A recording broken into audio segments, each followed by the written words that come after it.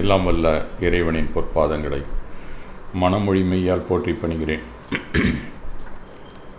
அதிகாலை பிரார்த்தனை ஊக்களை கலந்து கொண்டு பிரதி தினமும் கடவுள் வாழ்த்திலிருந்து தொடங்கி மேற்மந்திர பாடல் வரை சிறப்பான நிகழ்வுகளை வழங்கி வரும் அனைத்து பங்களிப்பாளர்கள், பார்வையாளர்கள் மற்றும் நெறியாளர் தொடர் தொகுப்பாளர்கள் அனைவருக்கும் எனது பணிவான வணக்கத்தை தெரிவித்துக் கொள்கிறேன். இன்றைய சிந்தனை சிதறலிலே புதியதாக ஒரு கதையை பார்ப்போம்.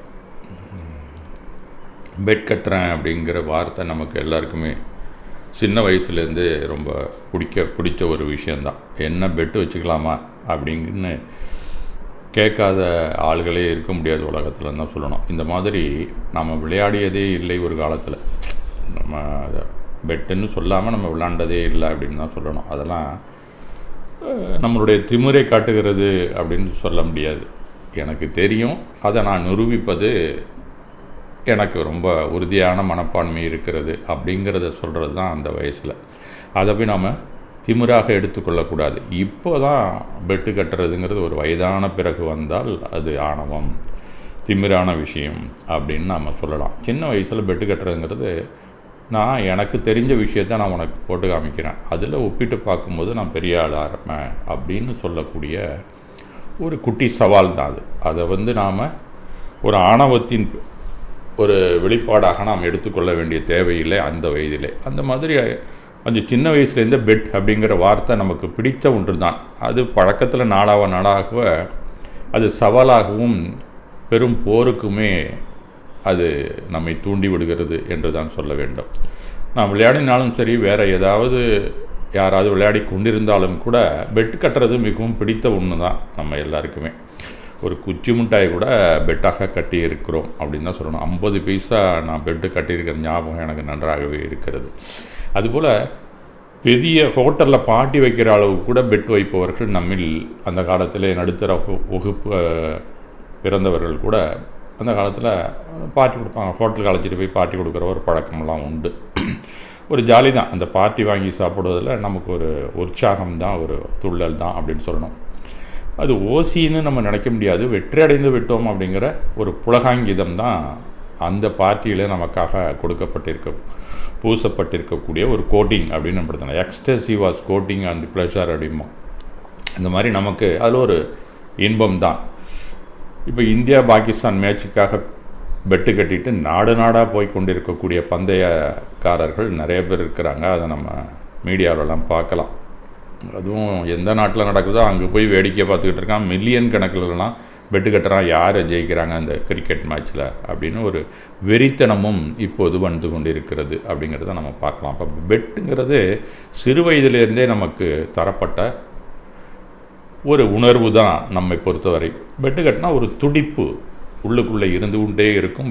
அந்த பெட்டு என்ன பந்தயமோ அது முடியும் வரை, யார் ஜெயிப்பாங்கங்கிற மர்மம் பந்தயம் முடியும் வரை இருக்கும் இல்லையா?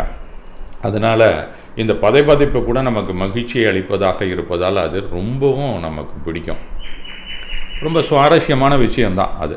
வளர்ந்த பிறகு பார்த்தால் அந்த பந்தயம் எல்லாம் எதுக்கு அப்படின்னு தோண ஆரம்பிக்கும். வாழ்க்கையில் இதெல்லாம் தேவையே இல்லை அப்படின்னு கூட தோணும். யாரோ ஒருத்தரை தோற்கடிச்சிட்டோங்கிற மாயையான ஒரு எண்ணத்துக்குள்ளே போகிறதுக்காக இந்த பந்தயம் தேவையா அப்படின்னு வாழ்க்கையை பற்றிய புரிதல் மாறும்போது தான் நமக்கு தோன்ற வரைக்கும், அது வரைக்கும் நம்ம பந்தயத்தில் தான் இருந்து கொண்டு இருப்போம்.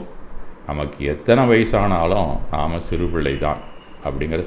எப்போ இந்த மாயையான எண்ணத்தை விட்டு நாம் வெளியே வருகிறோமோ அப்போ தான் நமக்கு வயசாகிடுச்சுன்னே அர்த்தம். சின்ன வயசுக்கும் வயதானத்திற்கும் இடையே இந்த புரிதல் மாற்றம் இருக்கவே செய்யும். அந்த வயதானதுங்கிறது மனதை பொறுத்திருக்கிறது என்பதை நாம் புரிந்து கொள்ள வேண்டும். இந்த பந்தயம் பெட் பற்றிய ஒரு கதையை நாம் இன்றைக்கு பார்க்கலாம். ஆண்டன் செக்காவ் அப்படின்னு சொல்லி ஒரு சோவியத்தில் ஒரு பிரபல எழுத்தாளர் ஒரு காலத்தில் இருந்தார். 19ஆம் நூற்றாண்டில் இருந்தவர். அவர் 1850 870 இருந்ததாக ஞாபகம் எனக்கு சரியாக இல்லை. அவர் நிறைய சிறுகதைகள் எழுதியிருக்காங்க. உலகளவிலே சிறந்த கதையாக தேர்வு செய்யப்பட்ட பல கதைகள் இன்றுமே புழக்கத்தில் இருந்து கொண்டு இருக்கிறது. முன்னாடி கூட நம்ம ஒரு கவர்மெண்ட் கிளார்க் அப்படின்னு ஒரு கதை சொன்னேன்னு ஞாபகம் இருக்குது எனக்கு, நம்ம இதே திருலோக தர்மத்தியானத்திலேயே. அந்த காலத்துலலாம் இந்த நியூ செஞ்சுரி புக் ஹவுஸ் அப்படிங்கிற ஒரு நிலையத்தினுடைய ஒரு பஸ்ஸு இங்கே ஒரு திருவிழாக்கெல்லாம் வரும். பெரும்பாலும் எல்லா இடத்துக்குமே அது மொபைல் பஸ்ஸு தான், அது அங்கங்கே வரும். அதில் படியில் நம்ம ஏறி உள்ளே போனீங்கன்னா நிறையா புக்ஸ் எல்லாம் இருக்கும் நியூ செஞ்சுரி புக் ஹவுஸோட. அது சோவியத் யூனியனுக்கும் நமக்கும் இருந்த நட்புறவில் உருவாக்கப்பட்ட ஒரு நிறுவனம் அது. அந்த காலத்தில் சோவியத் யூனியனோட இந்தியா மிகுந்த ஒரு நட்போடு இருந்த காலம். 1971 கூட நான் அலைன்மெண்ட் அப்படின்னு ஒரு ட்ரீட்டியில் ஒரு கையெழுத்துட்டோம் நம்மெல்லாம் அந்த காலத்தில். அந்த சோவியத் யூனியனில் இருக்கக்கூடிய டெலிகேட்ஸ் யாராக இருந்தாலுமே இந்தியா டெலிகேட்ஸோடு சேருவாங்க. வேறாஸ் அந்த யூஎஸும் சைனாவும் எப்பவும் கூட்டாக இருப்பதாகவே அந்த காலத்தில் தான் நம்ம பார்த்துருக்குறோம். எப்படியுமே கம்யூனிசம் தான் சிறந்த ஒரு நல்ல நாடு அப்படின்னு சொல்லலாம். டெமோக்ரஸியும் கம்யூனிசத்துலேருந்து வந்ததுன்னு சொல்லலாம். ரெண்டுமே ஒன்றுக்கொன்று பல பொதுவான அம்சங்களை கொண்டது தான் கம்யூனிசமும் நம்மளுடைய டெமோக்ராட்டிக் கண்ட்ரியும். அதனால் இது ரெண்டுமே இணக்கமாக இருக்கும். வேறஸ் சைனாவும் கம்யூனிசம் தான், இன்னமும் அந்த பாலிசி இடது வலது அப்படிங்கும்போது நாம் சேரலை. ஒருவேளை எதிரிக்கரின் நண்பன் அவங்க 2 பேருக்குமே பிடிச்சிக்காது, அதனால் நாம் சேரலையே இருக்கலாம். இருந்தாலும் நம்ம கையில் இன்றைக்கி இருக்கக்கூடிய அத்தனை எலக்ட்ரானிக் பொருள்களும் சைனாக்காரன் கொடுத்தது தான். அது இல்லைன்னா நான் இன்றைக்கி உங்கள்கிட்ட பேசவும் முடியாது, நீங்கள் கேட்கவும் முடியாது. அந்த மாதிரியான காலம். மறைமுகமாக நாம் சைனாவுக்கு நம்மளுடைய ஆதரவை கொடுத்து கொண்டிருக்கிறோம் என்பதையும் நாம் ஏற்றுக்கொண்டு தான் ஆக வேண்டும். ஆக இந்த நியூ செஞ்சுரி புக் ஹவுஸில் சில புத்தகங்கள்லாம் வாங்குகிற பழக்கம் இருக்கும். எங்கள் அப்பா கூட அந்த திருவிழாவில் வந்ததுன்னா அந்த புக்கெல்லாம் எங்கே இருக்குன்னு போய் பார்ப்பார். அவருக்கு சில புத்தகங்கள் வாங்கும்போது எனக்கும் அங்கே இருக்கக்கூடிய சில சிறுகதைகள், அந்த வண்ண சித்திர தொடரோடு சித்திர படங்களோடு இருக்கக்கூடியதெல்லாம் எனக்கு வாங்கி கொடுப்பாங்க. அதில் ஆண்டன் செக்கோவோட நூலை நான் வாங்கி படிக்கும்போது எனக்கு 7வது 8வது ஞாபகம். அதில் சில கதைகள்லாம் நல்லாயிருக்கும். உள்ள படம்லாம் அந்த சோவியத்தில் இருக்கக்கூடிய அந்த பனியோடு சேர்ந்த கரடி அதெல்லாம் இருக்கும். அதெல்லாம் பார்க்குறதுக்கு நல்லாயிருக்கும்.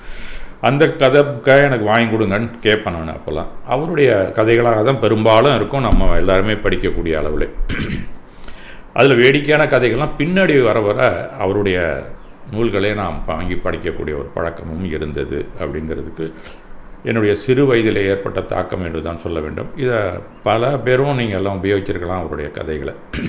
எனக்கு வேடிக்கையாக சிரிப்பாக இருக்கக்கூடியது வேலைக்காரிக்கு முத்தம் அப்படின்னு கூட ஒரு கதை இருக்கும்.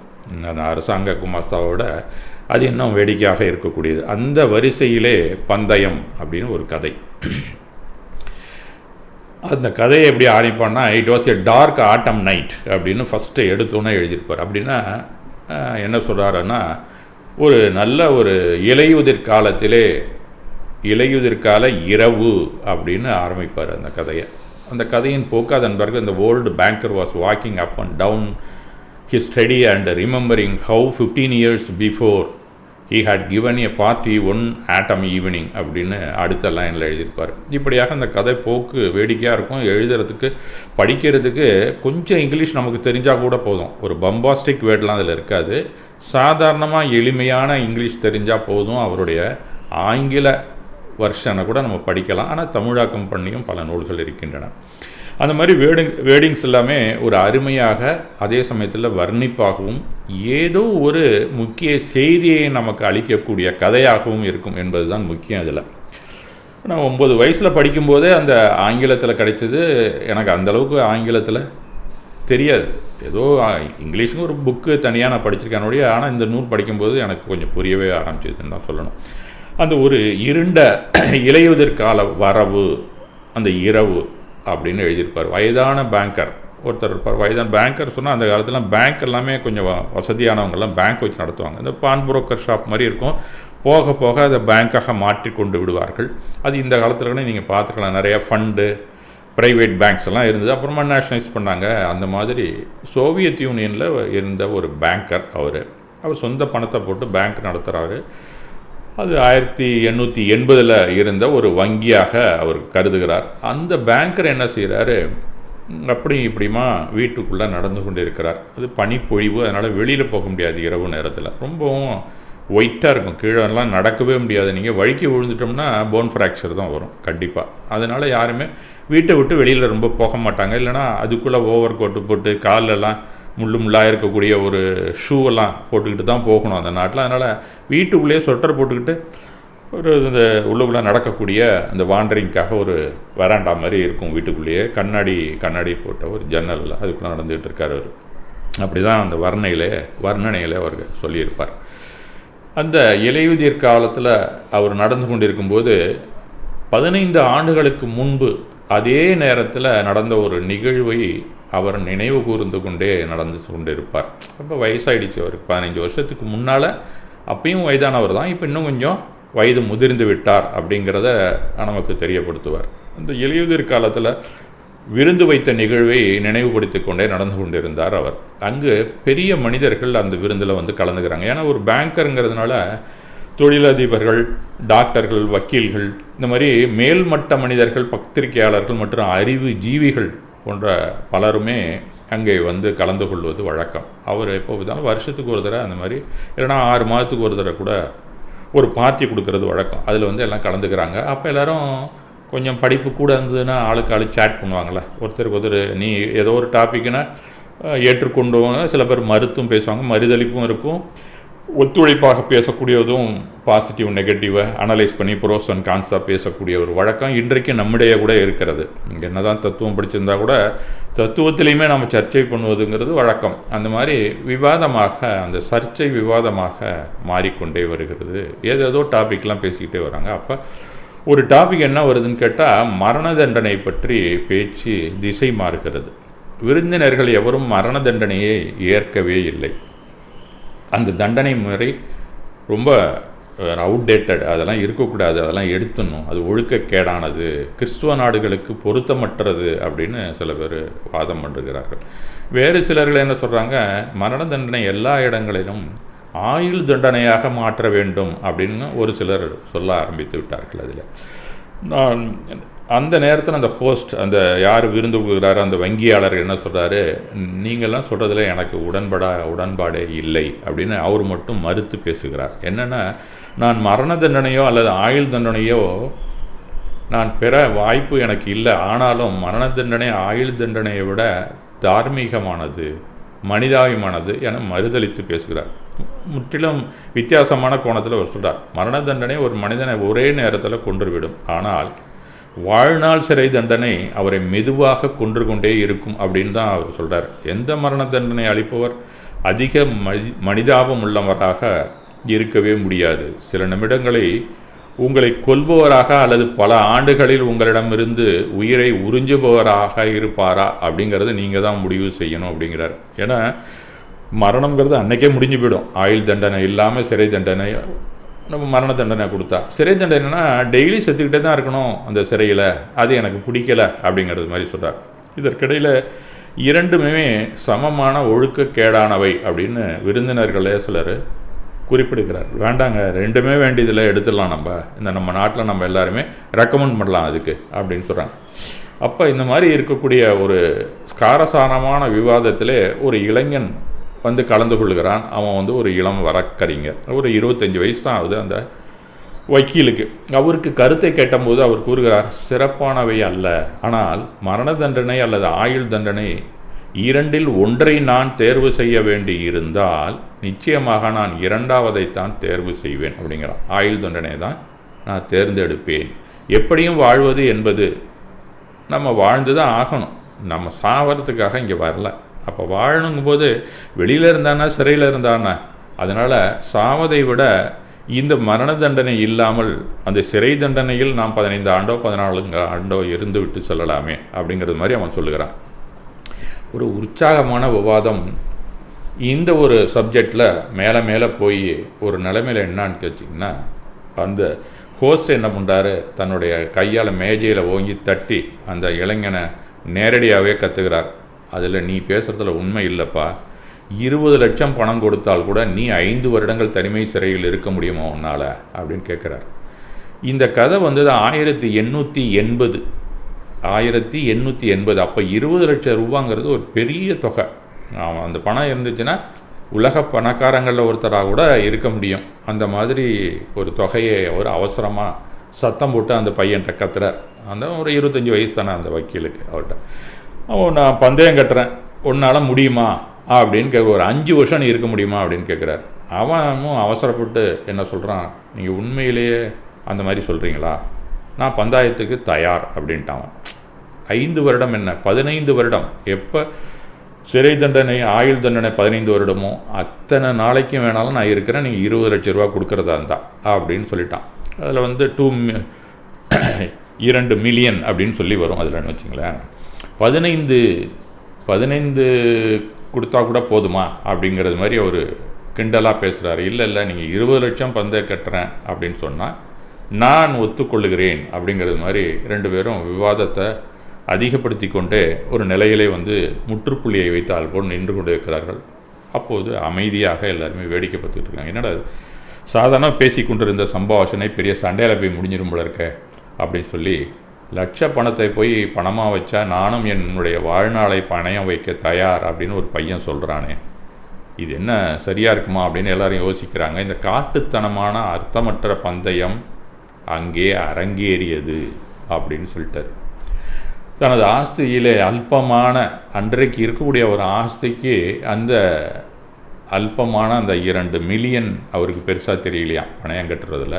அந்த ஆணவம் பிடித்த வங்கியாளர் அந்த விஷயத்திலே மிகவும் ஆர்வம் காட்டினார். அந்த ராத்திரி பார்ட்டியின் போது அந்த இளைஞனை கேள்வி செய்வது போல அவர் என்ன சொல்கிறாருன்னா, இளைஞரே இன்னும் நேரம் இருக்குது, நன்றாக யோசித்து முடிவு செய். எனக்கு 20 லட்சம் என்பது ஒரு சிறிய தொகை, ஆனால் உன் சிறந்த வாழ்நாளில் அது பெரும் பகுதியை அடித்து கொண்டு சென்றுவிடும் என்பதை நினைவில் கொள். ஏன் அப்படி சொல்கிறேன் என்றால், நீ நீண்ட காலம் தண்டனையை தாங்க மாட்டாய். அதனால் அதிர்ஷ்டம் இல்லாமல் நீ ஏதாவது முடிவு பண்ணிடாத. இந்த 20 லட்சத்துக்கு ஆசைப்பட்டு உன் வாழ்நாளை வீணாக பணயம் வைத்து விடாதே அப்படிங்கிறது மாதிரி சொல்லு. இன்னும் இன்றைக்கு இரவு முடியலை, நீ அதுக்கப்புறம் சொன்னால் கூட போதும், நன்றாக யோசித்து சொல் அப்படின்னு சொல்லி முடிக்கிறார் அவர்.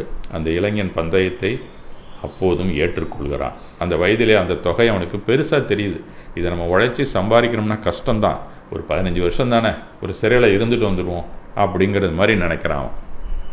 தனது அந்த சிறை இருப்பு பல ஆண்டுகளுக்காக வங்கியாளர் யோசிக்கிறாரு, இவனை எங்கடா கொண்டு போய் சிறையில் அடைக்க முடியாதுல்ல.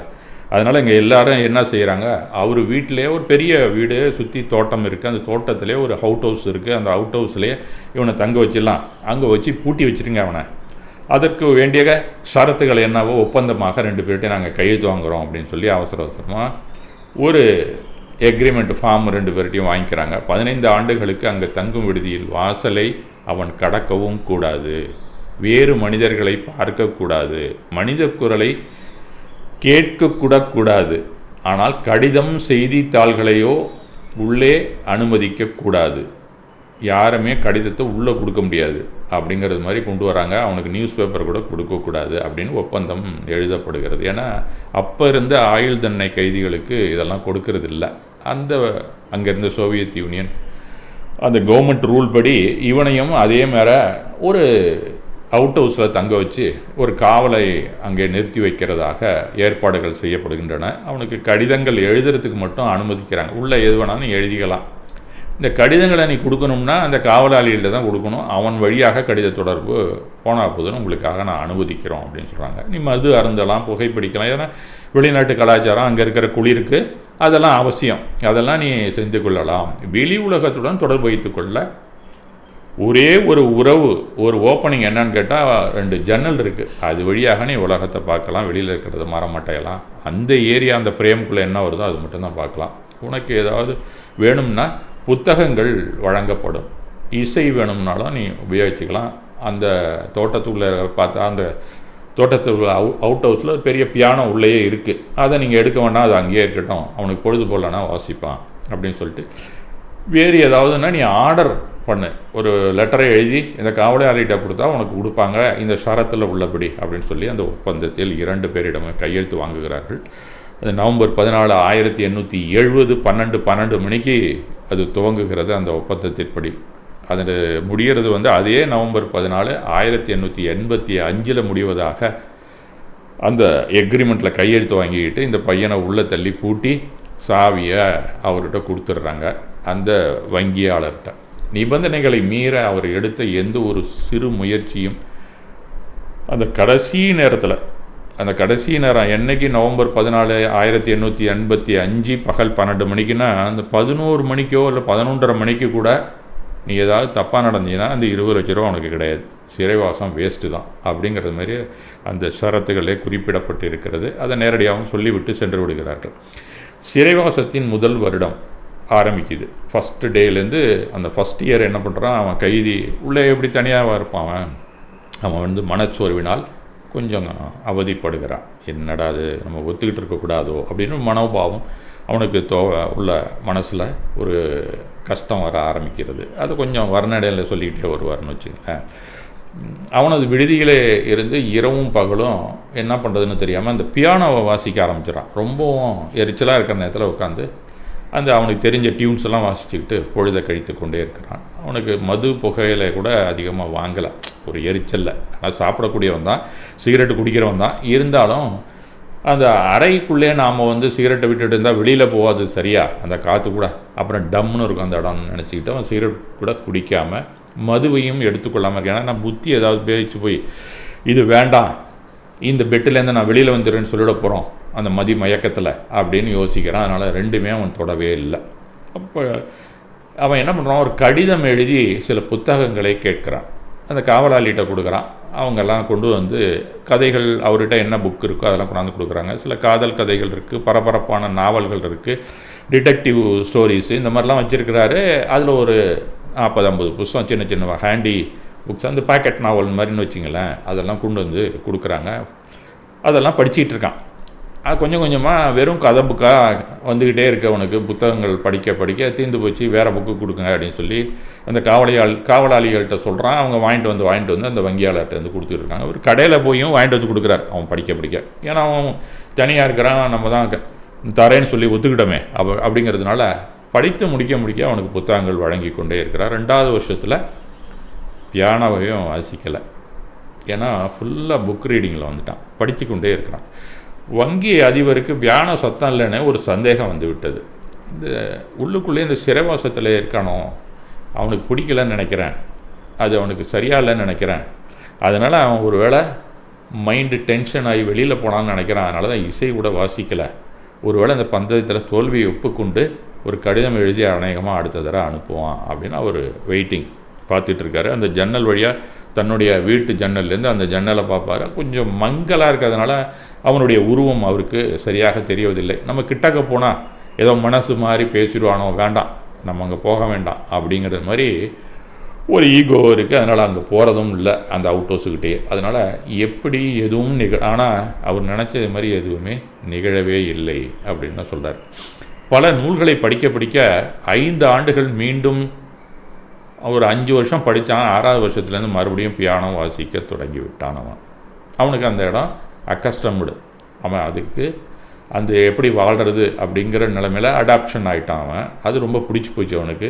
கொஞ்சம் கொஞ்சமாக அந்த சிறைக்குள்ளேயே அவன் வாழ தொடங்கி விட்டான் அப்படிங்கிறது மாதிரி எழுத ஆரம்பித்து விட்டார் அவர்.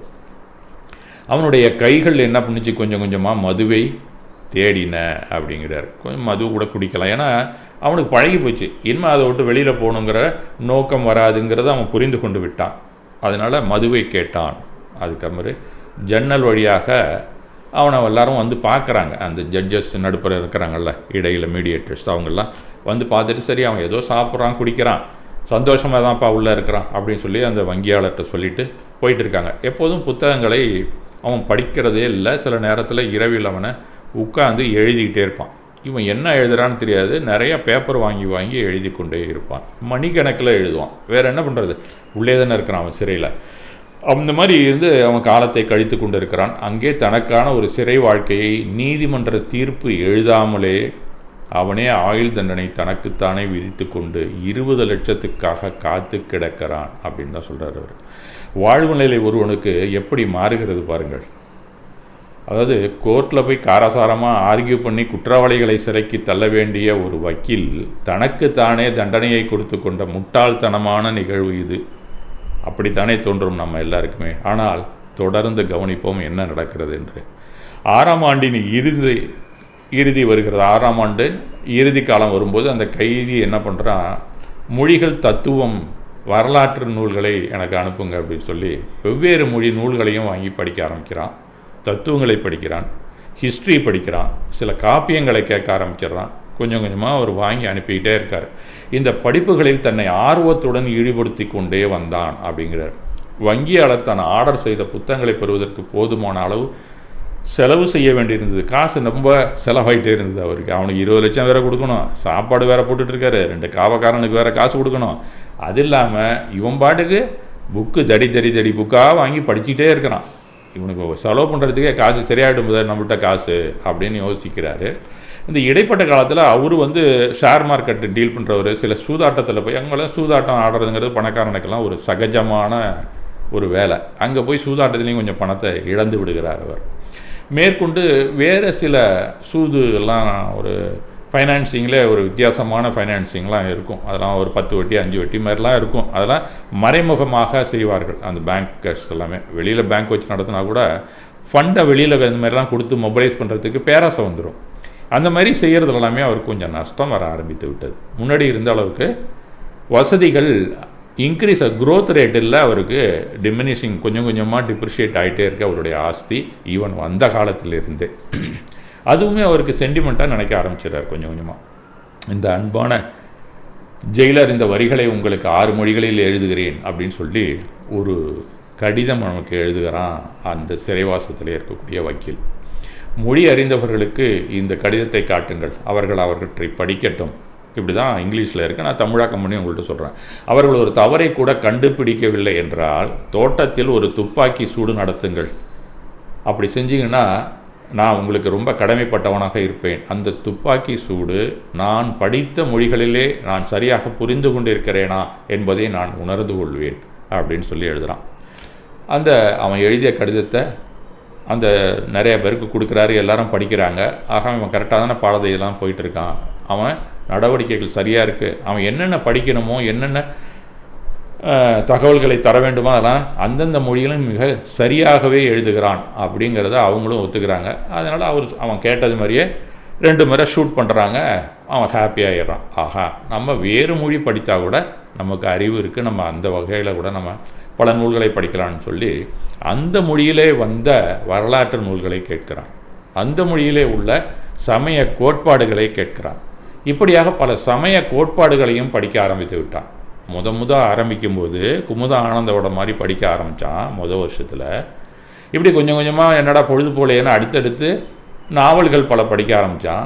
வேடிக்கையான தமாஷான நாவல்கள்லாம் படிக்க ஆரம்பித்தான். அப்போ அவர் என்ன பண்ணார், இவன் பொழுது போகாது சிரிச்சிட்டாது இருப்பான்னு சொல்லிட்டு வடிவேலு காமிக்ஸ் மாதிரி அந்த கவுண்டமணி செந்தில் மாதிரி எழுதப்பட்ட அந்த வீரப்பன் தான் எழுதுவார் அந்த படத்துலலாம், அந்த வசனங்கள்லாம் அதெல்லாம் கூட நூலாக இருக்குது. அதெல்லாம் கூட வாங்கி அனுப்பி கொண்டு இருந்தார் ஆரம்பத்தில். அப்புறம் போக என்ன பண்ணிட்டான், கொஞ்சம் கொஞ்சமாக டெவலப் ஆகி பெரிய காப்பியங்கள் இதிகாசங்கள் மாதிரி இருக்கக்கூடிய அந்த கிறிஸ்துவ நூல்கள் அதெல்லாம் வாங்கி படிக்க ஆரம்பிச்சிட்டான். இப்படி கொஞ்சம் கொஞ்சமாக அந்த டெவலப்மெண்ட்டில் வரலாற்று நூல்களை 8ஆம் ஆண்டிலிருந்து கேட்க ஆரம்பித்தான். அடுத்தது ஃபிலாசபிக்குள்ளே கொஞ்சம் கொஞ்சமாக அந்த வக்கீல் வராத்து வாங்கி விட்டார் அப்படிங்கிறது மாதிரி எழுதுகிறார் அவர். அப்போ 10ஆம் ஆண்டுக்கு பிறகு கைதி மேஜையில் அசையாமல் அமர்ந்து செய்திகளை தவிர வேறு எதையும் படிக்கவில்லை. அதான் முக்கியமாக குறிப்பிடுகிறார் அவர். 4 ஆண்டுகளில் 600க்கும் மேற்பட்ட தொகுதிகளில் தேர்ச்சி பெற்ற ஒருவன் ஒரு புத்தகத்திற்காக கிட்டத்தட்ட பல வருடத்தை வீணாக்குவது வங்கியாளருக்கு விசித்திரமாக தோன்றியது. என்னடா புத்தகத்தை படித்து இவன் பாட்டுக்கு எழுதிக்கிட்டே இருக்கானே, ரொம்ப விசித்திரமாக இருக்குது, வெளியிலையும் வரமாட்டேங்கிறான், நான் இந்த மாதிரி ஆள் அந்த உலகத்தில் பார்த்ததே இல்லையேன்னு அவர் ஆச்சரியப்படுகிறார். இறையியல் மற்றும் மத வரலாறுகள் போன்ற சமய தத்துவ நூல்களை கேட்டு பெற்றுக்கொண்டு படித்து கொண்டே இருந்தான் அவன் அப்படின்னு சொல்லி இந்த கதையாசிரியர் அப்படி தான் அவர் எழுதி கொண்டே இருக்கிறார். சிறைவாசத்தின் கடைசி 2 ஆண்டுகளில் அவன் ஏராளமான புத்தகங்களை மிகவும் கண்மூடித்தனமாக படித்தான் பொழுதை கழிப்பதற்காக. பின் காலம் செல்ல செல்ல இயற்கை அறிவியலில் மும்முரமாக இருந்தான். அறிவியலையும் தத்துவத்தையும் ஒன்றாக இணைத்து பார்க்க துவங்கினான். பின்னர் அவன் பைரன், ஷேக்ஸ்பியர் போன்ற இலக்கியங்களை கேட்டான் அப்படின்னு எழுதுகிறார் அவர். அப்போ அங்கே இருக்கக்கூடிய சிறந்த நாடக ஆசிரியர்கள், ரைட்டர்ஸ், அவங்க எல்லாமே அவங்களுடைய இலக்கியங்கள்லாம் ரொம்ப ஃபேமஸ். இப்போ நம்ம எப்படியெல்லாம் 14 கீழ்கணக்கு நூல்கள்லாம் இருக்கும், அந்த மாதிரி அவங்களாம் நிறையா எழுதியிருக்கிறாங்க. அந்த நூல்களையெல்லாம் வாங்கி படிக்கிறான். அதே நேரத்தில் வேதியியல் பற்றிய புத்தகங்கள், மருத்துவ கையேடு, நாவல், தத்துவம் மற்றும் இரவியல் பற்ற ஆய்வு கட்டுரைகள் ஆகியவற்றை இவனே எழுத தொடங்கி விட்டுருக்கான். அங்கேயே உட்காந்துட்டு எழுதிட்டு இருக்கான். படித்ததெல்லாம் வச்சுக்கிட்டு எழுத ஆரம்பித்து விட்டான். அப்படி ஒரு மனிதன் மூழ்கி விட்டான் அப்படிங்கிறதுனால அவர் என்ன சொல்கிறாரு, தனது கப்பலின் இடுபாடுகளுக்கு இடையில் கடலில் நீந்தி ஒரு மிதவையை பிடித்து பின்னர் வேறு ஒரு மிதவையை பிடித்தபடி கரையை நோக்கி நீந்தியவாறு தன் உயிரை காப்பாற்ற முயற்சிப்பதாக இருந்தது அவனுடைய செயல் அப்படின்னு ஆண்டன் செக்காவ் எழுதுகிறார். என்ன சொல்கிறாருன்னா, கடலில் போய் விழுந்துட்டான் அவன். அதுலேருந்து வெளியில் வர்றதுக்கு அங்கங்கேயும் ஒரு ஃப்ளோட் இருக்குது, அங்கங்கே ஒரு மிதவை, பாயன்ஸ்ன்னு சொல்லுவாங்க. அந்த ஒவ்வொரு மிதவையை பிடிச்சிக்கிட்டே வரான். ஒவ்வொரு நூலாக படிக்கிறாங்கிறத அப்படி தன்னுடைய வர்ணனையிலே குறிப்பிடுகிறார். ஒவ்வொரு மிதவையாக பிடித்து கொண்டே கரையை நோக்கி சென்று கொண்டிருக்கிறான். சிறை என்றைக்கு முடியுமோ அதுக்கு செல்கிறானா அப்படிங்கிறது மாதிரி சொல்லாமல் தன்னுடைய விடுதலையை நோக்கி செல்லுகிறான் அப்படின்னு ஒரு வார்த்தையை போடுறார். அப்படின்னா அவன் வாழ்க்கை என்னும் துன்பக் கடலில் மூழ்கி விடாமல் விடுதலை என்னும் கரையை நோக்கி செல்லும் ஒரு மிதவையின் மேல் சென்று கொண்டிருந்தான் என்று குறிப்பிடுகிறார்.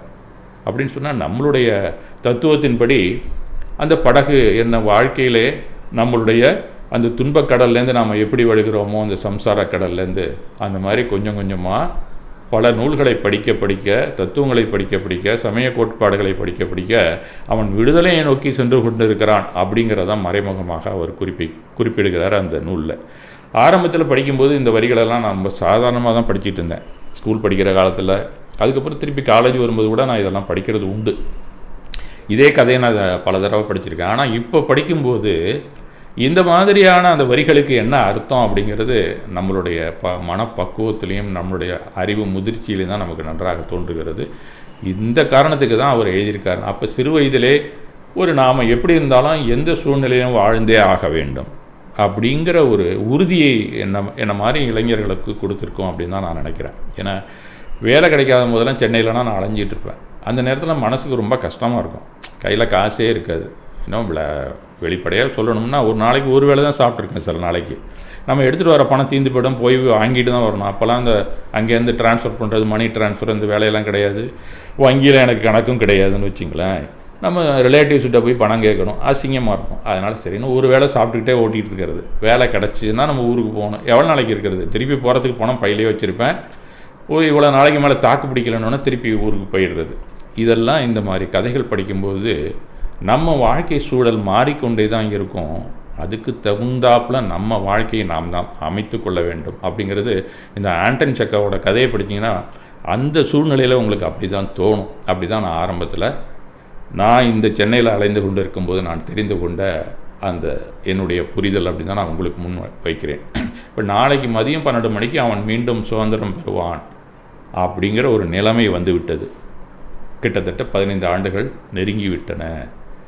அவன் ஒப்பந்தப்படி அவனுக்கு அந்த 20 மில்லியன் கொடுக்கணும். அந்த 20 லட்சம் ரூபா அவனுக்கு கொடுக்கணும். 2 மில்லியன் தரணும் எழுதியிருக்காரு. 20 லட்ச ரூபா அவனுக்கு கொடுக்கணும். நான் அவனுக்கு பணம் கொடுத்தால் என்னிடம் உள்ள ஆஸ்தியில் உள்ள மீதமும் தீர்ந்து நான் முற்றிலும் அழிந்து போவேன். அந்த நிலைமைக்கு அவர் வந்துட்டார். அந்த 15 ஆண்டுகளில் பேங்கிங்கும் சரியாக நடக்கலை. வெளியில் போட்ட ஷேர் மார்க்கெட்டும் அவருக்கு திவாலா ஆக்கி கொண்டே இருக்கிறது. கொஞ்சம் கொஞ்சமாக பேங்க்ரப்சி ஆகக்கூடிய ஒரு நிலைமைக்கு அவர் வந்து விட்டார். எப்போ அந்த 20 லட்ச ரூபா அவனுக்கு கொடுத்தா அப்படிங்கிற ஒரு நிலைப்பாட்டுக்கு தள்ளப்பட்டார் அந்த அதிபர். அப்போ 15 வருடங்களுக்கு முன் அவருடைய லட்சங்கள் அவர் செலவினங்களின் கணக்குப்படி அப்பாற்பட்டவையாக இருந்தன அப்படின்னு சொல்கிறார். அவருடைய வரவு செலவு ரொம்ப கொஞ்சம் இருக்குது, அவ்வளவு வரவுகள் வந்து கொண்டிருக்கன அப்படிங்கிறார். இப்போது தலைகீழாக மாறி இருந்தது. அதனால் அவர் என்னடா நம்ம சொத்தெல்லாம் கரைஞ்சிக்கிட்டே போகுது, ஒருவேளை இந்த சபதம் நம்ம எடுத்துக்கொண்டோமே அது ரொம்பவும் மோசமான சாபமாக நமக்கு மாறிக்கொண்டு இருக்கிறதோ அப்படிங்கிறது மாதிரி நினைக்க ஆரம்பித்து விட்டார் அவர். கௌரவமிக்க அச்சமற்ற தன்னம்பிக்கை கொண்ட கோடீஸ்வரர் நடுவே ஒருவராக அந்த வங்கி அதிபர் இருந்து கொண்டிருந்தார். தனது முதலீடுகளின் லாபங்களில் ஏற்படும் உயர்வு மற்றும் வீழ்ச்சியிலும் அவர் நடுங்க ஆரம்பித்து விட்டார் அப்படின்னு தான் அவர் ஆங்கிலத்திலே தெரியப்படுத்துகிறார். முதியவர் விரக்தியிலே தலையை பிடித்து கொண்டு பந்தயம் ஒரு சாபமாக மாறிவிட்டதே என்று முணுமுணுக்க தொடங்கிவிட்டார் அப்படின்னு தான் சொல்கிறார். அந்த மனிதன் ஏன் இறக்கவில்லை அப்படின்னு கூட நினைக்க ஆரம்பிச்சிட்டார். இந்த 15 வருஷத்தில் அவன் செத்து போடுவான், தற்கொலையாவது பண்ணிட்டு செத்துருவான்னு நினச்சோம், அதுவும் நடக்கலையே. அவனுக்கு இப்போதான் நம்ம 40 வயசு ஆகிடுச்சு. 25 வயசுக்குள்ளே வந்தான், 15 வருஷம் இங்கே இருந்திருக்கான், 40 வயசு ஆகிடுச்சு. அவன் என் கடைசி பைசாவை வாங்காமல் செல்ல மாட்டான் போல் இருக்கிறதே அப்படின்னு ஒரு பயம் வந்துருச்சு அவருக்கு. அவன் திருமணம் செய்து கொள்வான், வாழ்க்கையை அனுபவிப்பான், பரிமாற்றத்தில் சூதாடுவான். இப்போது நான் ஒரு பிச்சைக்காரனைப் போல பொறாமையுடன் அவனை பார்ப்பேன். இந்த காசை எடுத்துகிட்டு போனான்னா அவன் கல்யாணம் பண்ணிப்பான், அப்புறம் வாழ்க்கையை அனுபவிக்க ஆரம்பிச்சிருவான், அவனும் சூதாடுவான், இன்னும் ஹாப்பியாக இருப்பான். ஆனால் பிச்சைக்காரனாக போயிடுவேன் அப்படின்னு நிலைமை தலைகீழாக மாறிக்கொண்டிருப்பதை அவர் யோசிக்க ஆரம்பித்தார். இதுதான் உண்மை நிலைமை. அவன் சிறையில் வைத்திருந்தாலும் நாளைக்கு காசு வாங்கிட்டு பணக்காரன் ஆகிடுவான். இவர் ஏழையாக போயிட்டுருக்காரு. அப்படியே நிலைமை தலையீடாக மாறிக்கொண்டிருக்கிறது அப்படிங்கிறத குறிப்பிடுகிறார். என் வாழ்க்கையின் மகிழ்ச்சிக்காக நான் உங்களிடம் கடன்பட்டிருக்கிறேன், நான் உங்களுக்கு உதட்டுமா அப்படின்னு அவனே இவரை பார்த்து கேலியாக கேட்கக்கூடிய நிலைமை வரப்போகிறதே அப்படின்னு நினச்சி அச்சப்படுகிறார். அவன் ஒரு பிச்சைக்கார பையன், நாளைக்கு நான் உங்களுக்கு காசு கொடுக்கட்டுமான்னு கேட்க போகிறான்னு இவர் பயம் வந்துடுச்சு இவருக்கு. அதை அவர் விரும்பவே இல்லை. நான் திவாலாகி போனாலும் பரவாயில்ல, அவன் அந்த மாதிரி கூறக்கூடிய அந்த அவமானத்திலிருந்து என்னை நான் காப்பாற்றி கொள்ள வேண்டும் அப்படின்னு ஈகோ அவருக்கு தலையில் ஏறி பிடிச்சி என்ன செய்வார்? அப்போ தான் யோசிக்கிறார், சிறை தண்டனையில் நம்ம வீட்டில் தானே இருக்கான், இவனை தீர்த்து கட்டிட்டா வேலை முடிஞ்சு போச்சு, இவனுக்கு நம்ம காசு கொடுக்க வேண்டியதில்லை, ஏதோ அவனை நம்ம கொண்டுட்டோம் அப்படிங்கிறது ஒரு அடையாளமே தெரியாமல் சான்று இல்லாமல் நம்ம கொண்டு விட்டால் சரியாக போச்சு, சாட்சி எதுவும் இருந்தாலும் நம்ம மாட்ட போகிறோம் அப்படிங்கிற ஒரு கொடூரமான சிந்தனை அவருக்கு வந்து விட்டது.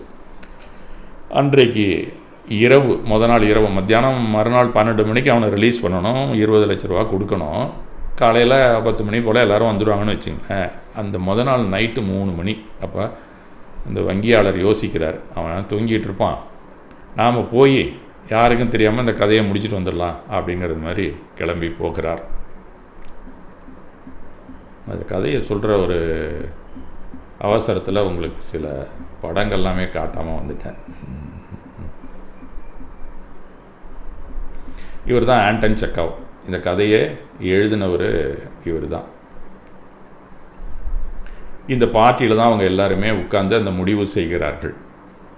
இந்த பார்ட்டி நடக்கும்போது இந்த நூல் என்கிட்ட இருந்து, அதனால் இருக்கிற ஃபோட்டோ எடுத்து உங்களுக்கு நான் அனுப்பியிருக்கேன். இவங்க 2 பேரும் அந்த எக்ரிமெண்ட்டு முடிஞ்சு கையெழுத்து போட்டதுக்கப்புறம் அந்த வங்கி அதிபரும் அந்த வக்கீலும் 2 பேரும் உட்காந்து பேசிகிட்டு இருக்காங்க. அந்த தனியான அந்த தோட்டத்தில் இருக்கக்கூடிய அந்த அறையில் அவன் தனியாக உட்காந்து புக்கு படிச்சுட்டு இருக்கான். அவனை சுற்றி எவ்வளோ புஸ்தகங்கள் இருக்குது பாருங்கள், அத்தனை நூல்கள் அவனை சுற்றி இருந்து கொண்டு இருக்கிறது. அவன் அந்த மாதிரி இருக்கும்போது இரவு நேரத்தில் அவனை போய் தாக்குவதற்காக கையில் ஒரு சின்ன கத்தியோடு போய்கொண்டிருக்கிறார் இந்த வங்கி அதிபர் அப்படிங்கிறது மாதிரி அந்த சிச்சுவேஷனில் நாம் இப்போ கதையில் இருக்கிறோம். அவர் கிட்டக்க போகிறாரு, யாருமே பார்க்கலை, சுற்றியும் சைலண்ட்டாக தான் இருக்குது, மரங்களுடைய அசைவு கூட இல்லை, மெல்லிய காற்று தான் வீசி கொண்டு இருக்கிறது. அந்த நேரத்தில் அந்த காவலாளிகள் எங்கே இருக்கான்னு பார்க்குறாரு. அவங்க 2 பேரும் ரொம்ப குளிராக இருந்ததோ என்னமோ தெரில, அவனை உள்ளே போய் படுத்துட்டானுங்க 2 பேரும். அவர் மிட் நைட்டில் எங்கே இவர் வரப்போகிறாருன்னு அவங்க உள்ளே போய் வீட்டுக்குள்ளே எங்கே போய் கிச்சன்லேயே எங்கே படுத்துட்டானுங்க போகிறாரு. ஆள் இல்லை, ரொம்ப வசதியாக போச்சுன்னு இவர் என்ன பண்ணுறாரு, அங்கே போகிறாரு. அந்த கதவை போய் திறக்கிறது பார்க்குறாரு, ஒன்றும் தெரியல. ஒரு நெருப்பு குச்சியை கிழிச்சு, ஒரு தீப்பெட்டியை கிழிச்சு அந்த இடத்துல பார்க்குறாரு. அந்த பூட்டு ரொம்ப நாளாக இருந்ததுனால தொங்கிக்கிட்டு அவருடைய துரு பிடிக்கிறது மாதிரி இருக்குது. அந்த கீயை போட்டு திறக்கிறாரு, திறக்க முடியல. க்ரீச்சுன்னு ஒரு சத்தம் வருது. அந்த சத்தம் கூட அந்த இருட்டில் ரொம்ப பெரிய ஒரு நிசப்தத்தை கலைத்தது அப்படின்னு சொல்லி வர்ணனை எழுதுவார். அந்த சிச்சுவேஷன் ரொம்ப நல்லா, அந்த தோட்டத்தில் அந்த இரவில் அவர் போகிறது, அவர் என்ன செய்தார் அப்படிங்கிறதெல்லாம் ரொம்ப அழகாக வர்ணித்திருப்பார். அதை கதையில் நம்ம படிக்கும்போது தான் நல்லாயிருக்கும். அது போல் நம்ம சொன்னோம்னா நேரம் பத்தாது. அப்போ கடைசியில் கிட்டக்க போய் அதை கதவை திறக்கிறாரு, சத்தம் கேட்குது. அதில் கூட அவன் எழுந்திருக்கலை. போய் ஜன்னல் வழியாக பார்க்குறாரு, எழுந்துட்டானோ அப்படின்னு. எழுந்திருக்கலை. உடனே பூட்டை திறந்துட்டு உள்ளே போகிறார். உள்ளே போய் அவனை கொண்டுலாம், அவன் குப்புற படுத்திருக்கிறான். அந்த இதுலேயே அரை தூக்கத்தில் அந்த கை வச்சுக்கிட்டு அப்படியே அவன் தூங்கி கொண்டு இருக்கிறான். அவனை அப்படியே பெரட்டி ஒரு தலைவணி வச்சு கூட நம்ம அமைக்கலாம், எதுக்கு கத்தியால் குத்தணும் அப்படிங்கிறது மாதிரி நினைத்து கொண்டு கிட்டக்க போகிறாரு. அருகிலே அந்த மெழுகுவத்தி இருக்குது. அந்த மெழுகுவத்திக்கிட்ட ஒரு கடிதம் எழுதி வைத்திருக்கிறான் அவன். அந்த கடிதத்தை பார்க்குறாரு அவர். என்னடா எழுதியிருக்கான், இங்கே எதுக்கு இருக்குது முதல்ல அப்படின்னு சொல்லி அந்த கடிதத்தை எடுத்து அவர் படிக்க ஆரம்பிக்கிறார். அந்த கடிதத்தை எடுத்து படிக்க ஆரம்பித்தோன்னா அதில் எழுதியிருக்கிறது, அன்புள்ள வங்கி அதிபருக்கு அப்படின்னு எழுதியிருக்காங்க. அந்த சிறை தண்டனை ஏதோ ஒரு ஆர்வக் கோளாறினால் பந்தயம் கட்டி ஏற்றுக்கொண்டு விட்டேன் என்று வைத்து கொண்டாலும் நாளடைவில் இந்த தனிமை என்னை சகிக்க முடியாமல் புத்தகங்களின் துணையை நாடினேன் அப்படின்னு சொல்கிறான். அதனால் நான் உங்களிடம் புத்தகங்களை கேட்க ஆரம்பித்தேன். நீங்களும் எனக்கு தந்து உதவினர்கள், மிக்க நன்றி. துவக்கத்தில் நேரத்தை கடத்தும் நூல்களைத்தான் நான் வாசித்து வந்தேன். போக போக போக போக எனது நாள் முழுமையும் இந்த புத்தகங்கள் உரிந்து கொண்டே இருந்தன. இந்த புத்தகங்களுடன் நான் ஐக்கியமாகியிருந்தேன். எத்தனை நாட்கள் சென்றது என்றே எனக்கு தெரியவில்லை. ஆண்டுகள் ஓடிவிட்டன, ஆண்டுகள் சென்று கொண்டே இருக்கின்றன. வாழ்க்கையை பற்றிய பலவிதமான புரிதல்கள் உள்ள நூல்களை எல்லாம் பார்த்துவிட்டேன். பெரும் அறிஞர்கள், ஞானிகள் என்னென்னவோ சொல்லி தன்னுடைய வர்ணனைகளையும் தன்னுடைய தகவல்களையும் தன்னுடைய தத்துவங்களையும் இடையிடையே சரி எனக்கு என் மண்டையிலே ஏற்றிக்கொண்டே இருந்தார்கள். அவர்கள் அனைவருமே சொன்னது என்ன தெரியுமா? வாழ்க்கையில் எதுவுமே நிலையானது கிடையாது, துன்பமே நிலையானது கிடையாது, ஏன் இன்பமும் கூட நிலையானது இல்லை. இந்த காசு, பணம், பகட்டு, பேர், புகழ், படாடோபம் எதுவுமே நிலையில்லாதது. ஆனால் மரணம் ஒன்றுதான் நிலையானது இந்த உலகத்திலே. மனிதனாக ஒருவன் பிறந்து விட்டால் ஒரு நாள் இறந்துதான் ஆக வேண்டும். அது மரண தண்டனையாக இருக்கட்டும், இல்லை ஆயுள் தண்டனையாக இருக்கட்டும், அதிலிருந்து ஒரு நாள் விடுபட்டுத்தான் ஆக வேண்டும். இதுக்காக நான் உங்களுடன் பந்தயம் கட்டினேன். நீங்களும் ஏன் அதற்காக ஒத்துக்கொண்டீர்கள் என்பது எனக்கு தெரியவில்லை. இருப்பினும் நீங்கள் எனக்கு கொடுத்த புத்தகங்கள் அனைத்தும் என்னை மிகவும் ஞானியாக ஆகிவிட்டதாகவே உணர்கிறேன். வாழ்க்கையை பற்றி தெளிவான புரிதல் எனக்கு கிடைத்துவிட்டது. இந்த தெளிவை பெற்ற பிறகு நான் உங்கள் பணத்திற்காக நாளை வரை இங்கு இருக்க விரும்பவில்லை அப்படின்னு எழுதியிருக்கான். நாளை காலை 15 ஆண்டுகள் முடிவடையும் முன்பே இன்று இரவே இந்த அறையிலிருந்து நான் என்னை விடுவித்து கொண்டு வெளியேற முடிவு செய்துவிட்டேன். எனக்கு உங்கள் பணமும் வேண்டாம், பந்தயத்தில் வெட்டியும் வேண்டாம். வாழ்க்கையை பற்றி நன்றாக புரிந்து கொண்டேன். அதற்காக உங்களுக்கு என்னுடைய நன்றிகளை பல வகையிலும் தெரிவித்துக் கொள்கிறேன் அப்படின்னு எழுதி முடிச்சிட்டான். இந்த கடிதத்தை பார்த்த உடனே அந்த வங்கி அதிபருக்கு அப்படியே தலை சுத்த ஆரம்பிச்சு. அந்த ஆளுக்கு தான் எழுதியிருக்கார். ரொம்ப வேதனையாக இருந்தது. என்னடா பணம் தான் பிரதானமா அப்படின்னு சொல்லி அவன் வந்தான். நம்ம எவ்வளோ ஒரு மோசமாக அவனை நம்ம நினச்சி கொண்டு இருந்தோம். இவ்வளோ பெரிய தத்துவ ஞானி மாதிரி எழுதுகிறான இந்த கடிதத்தை அப்படின்னு சொல்லி அவர் வருத்தப்படுகிறார். அந்த புத்தகங்களை எல்லாம் வாங்கி படித்த பின் வாழ்க்கையில் எதுவும் நிரந்தரமில்லை என்று புரிந்தவுடன் வெளியே செல்ல முடிவு செய்திருக்கிறானே அப்படின்னு சொல்லி அவர் வருத்தப்படுகிறார். நாம் உள்ளே போகும்போது அவனை கொல்லணும்னு போனோம்.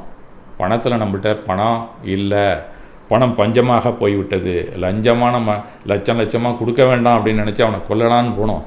ஆனால் நாம் கொல்லலை, உண்மையிலேயே அவன்தான் என்னை கொன்று விட்டான். என்னிட்ட இருக்கக்கூடிய அந்த கெட்ட குணத்தை அந்த வக்கீல் கண்டிப்பாக என்னை கொன்று விட்டான் என்று தான் நான் சொல்ல வேணும். என்கிட்ட இவ்வளோ மோசமான ஒரு மனிதனையே கொல்ல வேண்டும் என்கின்ற கொடூர எண்ணம் எனக்கு இருந்ததே, அது ஒரு கடிதத்தை எழுதியே என்னை அவன் கொன்று விட்டான் அப்படின்னு சொல்லி அவர் வீட்டுக்குள்ளே போய் அழுகிறார். அதை நினைத்து கஷ்டமாக இருக்கிறது அப்படின்னு தன்னை ஒரு சிறைக்குள்ளே அடைத்து கொண்டார் அப்படிங்கிறது மாதிரி அவர் குறிப்பிடுகிறார். இவ்வளோ பெரிய ஞானம் அவனுக்கு வரும்னு எனக்கு தெரியாமல் போச்சு. இதுபோல் பல வகை சிந்தனை சிதறல்கள் அவனுக்கு அவருடைய தூக்கத்தை கெடுத்து கொண்டு இருந்தது அப்படின்னு சொல்லி முடிக்கிறாரு. காலையில் அந்த காவலாளி ஓடி வர்றான். நான் சிறை வைத்திருந்தமே அந்த வக்கீல் தப்பித்து போய்விட்டாருங்க, அவரை காணுங்க அப்படின்னு பதப்பதைப்போட கொண்டாந்து இந்த லெட்டரை கொடுக்குறான். இவரோ வாழ்க்கையில் நிலையான சூழ்நிலை எதுவும் இல்லை என்ற தெளிவுடன் பொம்மையைப் போல தலையை ஆட்டி அந்த கடிதத்தை வாங்கி கொண்டார் அந்த வயதான வங்கியாளர் அப்படிங்கிறது மாதிரி முடிக்கிறார். இப்படியாக இந்த கதையை அந்த ஆண்டன் செக்காவ் அந்த சோவியத்தில் இருக்கக்கூடிய ஒரு கதாசிரியர் எழுதி முடிச்சிருப்பார். அவர் உண்மையிலேயே ஒரு ஞானி, சோவியத் ஞானின்னு தான் சொல்லணும். அவர் வெறும் கதாசிரியர் அல்ல, முற்றிய ஞானம் பெற்ற மனிதர் அப்படின்னு தான் நாம் சொல்லணும் அவரை. ஏன்னா 10 ஆண்டுகளுக்கு முன்னே கூட அந்த கதையை நான் படிக்கும்போது ஆரம்பத்தில் சுவாரஸ்யமாக அந்த கதையாகத்தான் சின்ன வயசில் நான் படிச்சிருந்தேன். அப்போது வாழ்க்கை என்பது பல நிலைப்பாடுகளை கொண்டது அப்படிங்கிறது தான் எனக்கு தெரிய வந்தது. இந்த நூலை படிக்கும்போது ஒவ்வொரு கட்டமாக நம்ம தாண்டி தான் போகணும், அதெல்லாம் நம்ம ஏற்றுக்கொண்டு தான் வாழ வேண்டும் அப்படிங்கிற ஒரு சிந்தனை தான் எனக்கு அப்போதைக்கு இருந்தது. அதன் பிறகு வாழ்க்கையில் ஏற்கக்கூடிய நிலை மாற்றத்தில் இது ஒரு பெரிய ஞானத்தை நம்ம வழங்குது அப்படிங்கிறது அந்த கதைகளை படிக்கும்போது தெரிஞ்சது. மொத்தத்தில் வாழ்க்கையில் எந்த ஒரு நிலையும் நிலையானது கிடையாது. பணம், பதவி, பேர், புகழ் மட்டுமல்ல, உடல்நலமும் கூட அப்படிங்கிறத இந்த நிலையாமை சிந்தனையை நமக்கு அளிக்கும் இது போன்ற ஞான தரிசிகளின் கதைகளும் காப்பியங்களுமே. பகவானும் கூட அனித்திய பாவனை என்று நமக்கு எடுத்துரைக்கிறார். அந்த திவ்ய குரலின் வலிமை உலகில் எந்த மூலையிலும் அது எதிரொலித்திருக்கிறது என்பதை நாம் சில ஆண்டுகளுக்கு முன் படித்தபோது தான் எனக்கு தெரிஞ்சது அப்படிங்கிறத நான் உங்கள் முன் தெரிவித்துக் கொள்கின்றேன். இது போன்ற கதைகளை படிக்கவில்லை என்றாலும் நிலைபாரும் உலகில் நினைப்பது எந்த கனவு என்னுடைய கனவு அப்படின்னு தான் நாம் வாழ்ந்திருக்கோம் எல்லாருமே. இருந்தாலும் சில கனவுகள் நிறைவேறவில்லை என்ற நினைவு இருந்தாலும் அது அழுத்தமாக மாற நம்மை விடாது இதுபோல கதைகளை நாம் படித்து கொண்டிருந்தால் என்பதை நாம் புரிந்து கொள்ள வேண்டும். ஆக அறியாமை இருளை நாம் ஏற்றுக்கொண்டு தான் வாழ வேண்டும். சில நாட்களில் வெளியேறவே இது போன்ற கதைகள் நமக்கு துணை புரியும் அப்படின்னு நான் உங்கள்கிட்ட சொல்லிக்கொண்டு இந்த நல்ல தருணத்தை வாய்த்த இந்த நெறியாளர்களுக்கும் உங்களுக்கும் என்னுடைய நன்றியை தெரிவித்துக் கொள்கிறேன். இந்த புரிதல் நமக்கு மிகவும் அவசியம் என்று கூறி என்னுடைய உரையை முடிக்கிறேன்.